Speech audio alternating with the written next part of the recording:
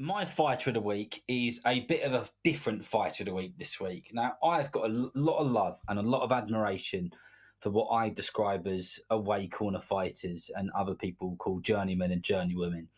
They are the backbone to the sport of boxing, especially in the UK. The amount of shows up and down the country which wouldn't happen if it wasn't for the sake of journeymen or away corner fighters or journeywomen. So my fighter of the week this week is a very well-known away corner fighter from Stockport in the UK, is a guy called Dale Arrowsmith. Now, you made a joke about Dale Arrowsmith just a few weeks ago. Do you remember? I think that was one of our very early episodes. I was joking about him and Tyson Fury and not wanting to miss a thing. That was it. You can't. I've just given you the opportunity to recite your joke, and there it was. So I'm not saying he is going to go on to win any world titles or win anything significant, but I've commentated on fights which he's been a part of a lot recently, and I did a little bit of looking into him. He has had 133 bouts since 2019, and what you've also got to consider there as well is right in the middle of that, we had 2 years of a global pandemic. So in the time that he's been active, my goodness, has he been in that boxing ring. And he always gives an unbelievable account of himself.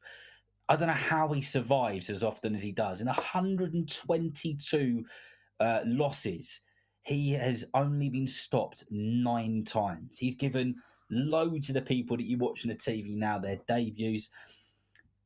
He's not just an opponent, he's a bit of a tutor when he's in there. You can see him chatting away to the young fighters, and he's almost giving them tips and tricks as he goes along.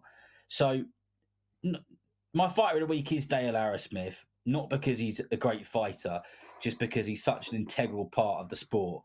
And I want to tip my hat to not just him, but him and all of his colleagues as well, because without them, quite frankly, the lower end of boxing would be stuffed. Arrowsmith has fought 26 times this year, and the only time that he didn't lose was a draw. I don't know how that one fighter who didn't beat Arrowsmith must be feeling about their career right now.